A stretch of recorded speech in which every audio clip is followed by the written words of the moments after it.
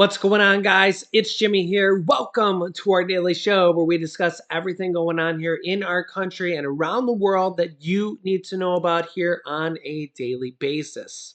Russian President Vladimir Putin says Russia to stop supplying energy to potentially all of Europe if the Western price caps are imposed. The G7 countries said that they're going to impose a price cap on oil to Russian oil to prevent Russia from being able to profit from the war. This is very important because in recent days, we've seen the price of natural gas spike to a 14 or 15-year high, which is what a lot of Americans use to heat their homes in the wintertime, okay? Um, so natural gas right now is extremely high. In fact, it's doubled or almost tripled in price since right before the war, okay? So it's dramatically higher, and the cost for natural gas to heat your home, if that's what you use, which a large majority of Americans do, is going to be a very expensive winter to heat homes right now. And even if we don't buy a drop of oil from Russia, it's a global economy right now. And that's why watching these things of what's going on with Russia and Europe and Ukraine, it matters. It matters, unfortunately. Even though we're not buying a single drop of oil from Russia, these things really matter. And the longer this war goes on with Russia and what's going to happen with all that, the problem with Russia is that they're the second or third largest producer of oil and natural gas, and they're just a massive, massive piece of land. Okay, and the more reliant the world is on fossil fuels for heating homes and cars and grid, electrifying the grid and electricity. All that stuff's going to become even more expensive because if a large majority of the world doesn't want to use Russian gas or can't use Russian gas or oil, because Russia won't sell it to Europe and the US won't buy it, or Russia won't sell it to us. So if the US is excluded and all of Europe is excluded from Russian oil, and or we won't buy from them and they won't sell to us, and nobody can get Russian oil, whether we don't want to get it and they don't want to sell it to us. That's going to make the oil market and the gas market and the natural gas market all more expensive. It's going to cause a supply chain shortage. So what this means for Americans is, unfortunately, higher prices. And we've already seen this with gas and oil. We've seen the prices go up with oil, gas, and diesel. They've come down here for like 80 some days in a row. It's kind of leveled off here. Here's the national average price of gas here in the United States. This is the average, okay? 375. It's still going down a little bit, okay? So a week ago we were 382. It's come down 7 cents in 7 days. So still better than coming down to nothing at all, right? So that's still pretty good. A month ago was 405. Now we're at 375. So again, it's still good to see that trend coming down. I've seen a lot of states in the comment section saying that they're in the twos, 299, 295. Of course, not all states are like that. Again, this is the average. Okay, some states are higher, some states are lower. California is definitely higher. If you're in California, the price of gas here in California is $5.30. $5.30. You can actually see a week ago, the price of gas in California was $5.25. So California has actually gone up 5 cents in the last week. So you can see how it's varying a little bit state to state. California has actually gone up 5 cents in the last week. Yeah, interesting there. So diesel here, 6.31. A week ago was 6.33. Diesel's gone down 2 cents in a week in California. Let me know how much gas is where you are in your state and your city down below in the comments. We look at diesel here at 504. A week ago was 508. A month ago was 514. So we have gone down 10 cents in a month in diesel. So still going down a little bit, a little bit. So it is a good trend. Hopefully it continues. And you could see here from Forbes, oil prices hit 7-month low as recession fears weigh on demand. So this is a good thing. And now that the Labor Day holiday is over, which tend to prop up gas prices higher than normal, will we see gas continue to go down? That could be a good thing. Remember that OPEC just cut production, for world production. They're not in the U.S. per se, but it still affects the global market. And it actually made oil prices jump immediately when they said that. But oil prices have come down since then. So it did affect oil prices immediately after. And they are cutting oil production by 100,000 barrels per day, but oil prices have trended down afterwards. So, but again, this is the thing here is they're constantly trying to make oil prices go up. So if they hadn't cut those, oil prices would be even lower than they are now. This is the problem with oil and gas production here is that they're constantly trying to beat us, the consumer, and make it artificially higher than it should be, even though right now we are at a 7-month low, which is a good thing, but we could be even lower. 7-month low is a good thing, but we could be at a 2-year low, right? I mean, so you look at WTI crude and Brent crude, which are two of the major indexes which contribute to the major price of gas and diesel, below 90 and below $85 a barrel, 83.75 and $89 a barrel. I don't remember the last time I've seen Brent below $90 a barrel and 85. That's really, really good here. But natural gas at around $8 here. I'll show you how much natural gas has trended. So here's the price of natural gas here. You can see natural gas chart. I came out of the corner here so you can see this whole thing here. But before the war here, when they started to put troops in here, before the war, it was at like 350, maybe $4 for a price per unit of natural gas. Now it's at $9. Okay, it was almost as high as 10. Okay, it's at $8 now. It was just as high as 9. It's come down a little bit because again the price of things are coming down a little bit. So we're at $8 now. It just was as high as 9. But again, before the whole Russia situation, we were at 350, $4. So we've gone from 350, $4 to 8 to 9. So we've doubled or more than doubled in price. And this is a 1-year chart here from the whole Russia and Europe situation. So you can see how much it's gone up. And this will affect Americans because this is what we use to heat our homes.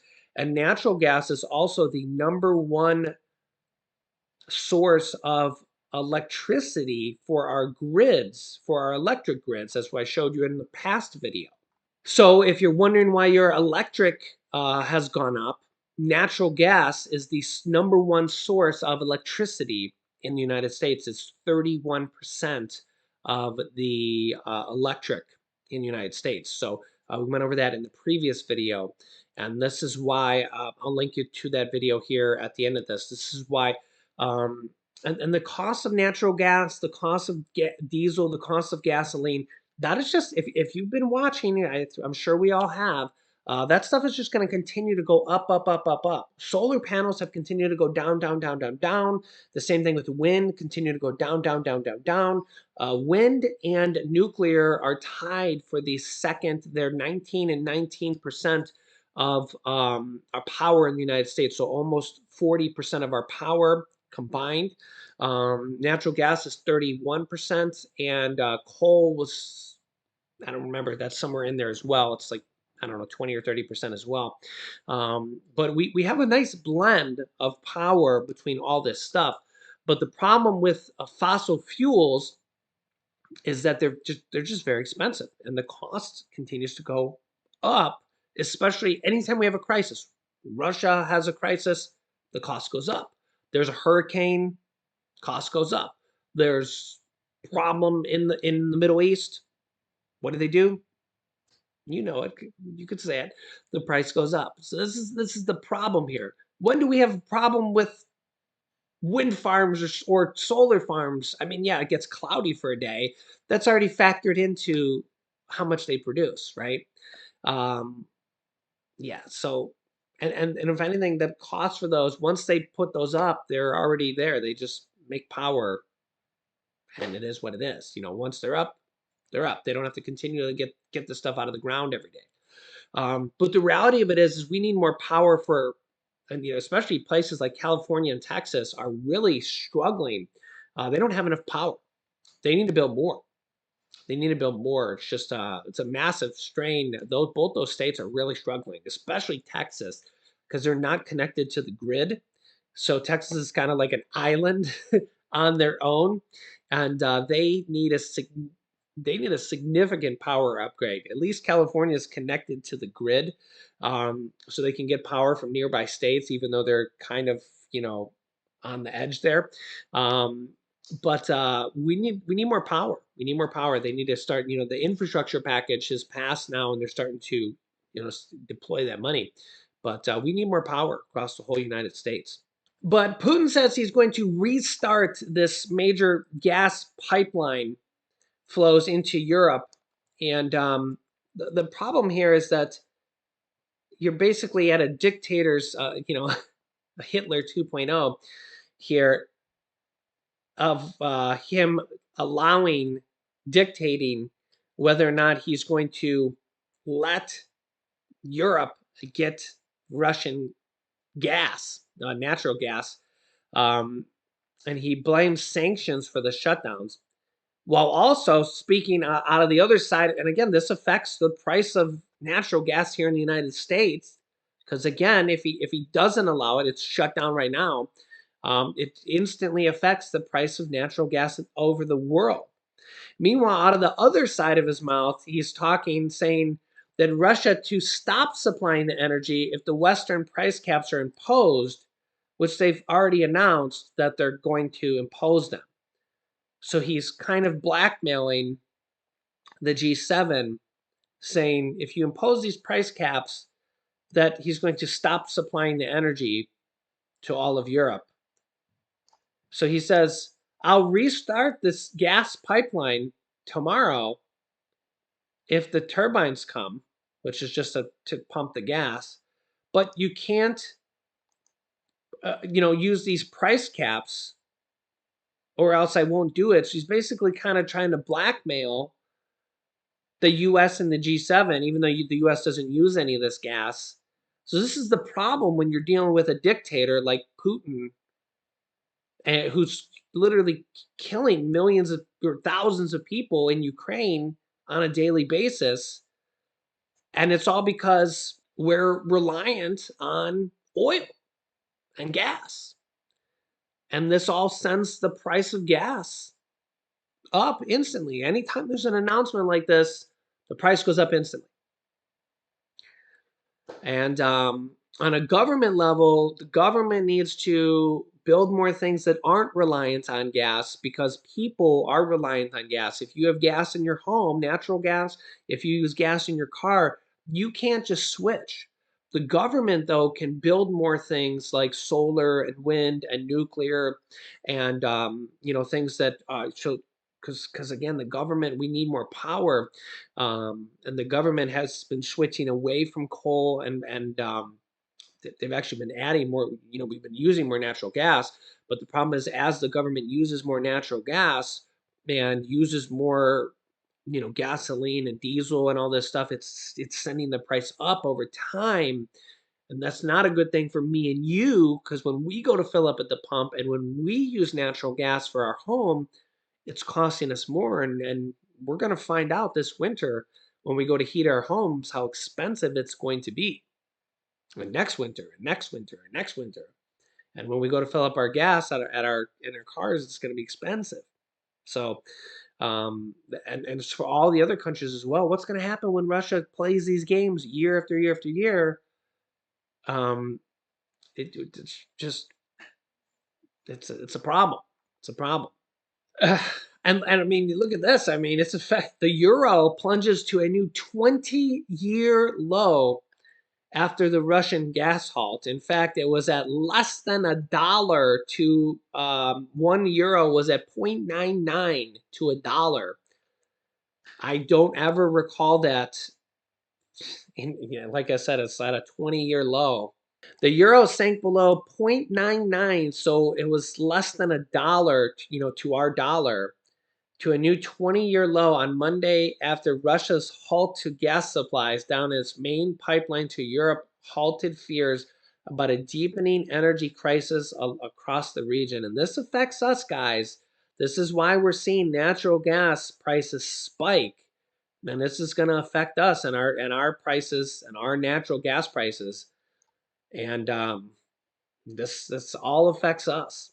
Look at this. JP Morgan and other major European banks are turning off hot water, stopping fountains, and preparing diesel generators as Russia chokes off the energy supply. Yikes. Things could be bad. And meanwhile, if you think things are bad and you ever want to just get away, if you're tired of Congress and tired of everything, if you ever want to just leave this planet, well, maybe it might be possible. In today's episode of You Can't Make This Stuff Up, literally, you can't make this stuff up. Check this out. A newly discovered planet 40% larger than Earth may be suitable for life. I know. You're thinking the same thing. The telescopes used to confirm and characterize this new planet discovered by NASA, which led to the discovery of another nearby planet, were just used here. You can see the pictures of them here. An international team of scientists say it has discovered two new super Earth type planets, and they're only about 100 light years away, one of which may be suitable for life. Unlike any of the planets in our solar system, the nearly 1,600 known super Earths are larger than Earth, but lighter than icy planets like Uranus and Neptune. Researchers at the Belgians University of Liège announced Wednesday that they found another one while using Earth-based telescopes to confirm the existence of a different planet initially discovered by NASA's satellite in the same solar system. NASA's satellite found planet named LP899b, which is 30% larger than Earth, orbits its sun in just 2.7 days.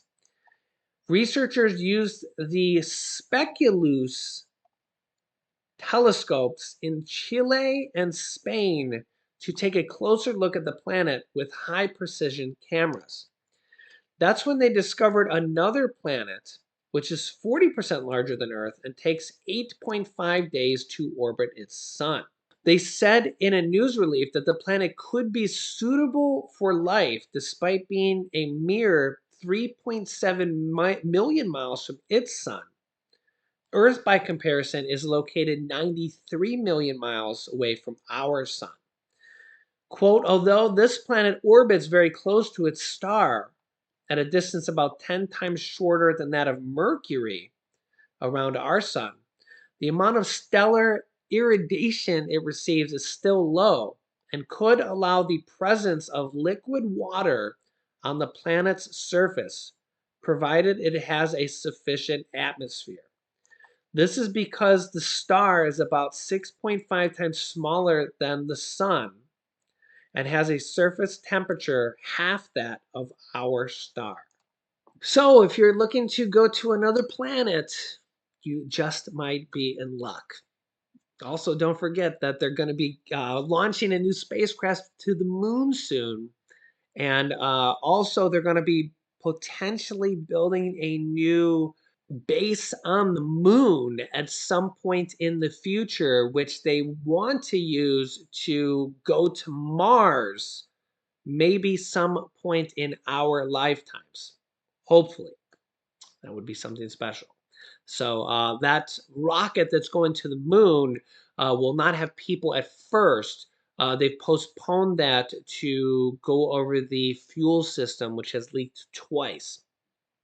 So I'll keep you up to date here. Let me know your thoughts. I know you can't make this stuff up, but yeah, you can see the rocket when it goes up in Florida when they launch it. So I know there's skeptics saying that that stuff's not real, but you can literally watch the rocket go up in the sky. So at Cape Canaveral. So let me know your thoughts here in the comments. I'll keep you up to date here with everything going on here in our country on a daily basis. You can click down below to subscribe to our YouTube channel. It's completely free to do so. New videos come out here every day at 10 a.m., 3 p.m., and 8 p.m. Eastern Standard Time. Click the bell icon to get notifications when we go live with new videos. You can click this video here to watch my newest video on checks that are going out to millions of Americans. Thanks for watching, guys, and I'll see you in the next video.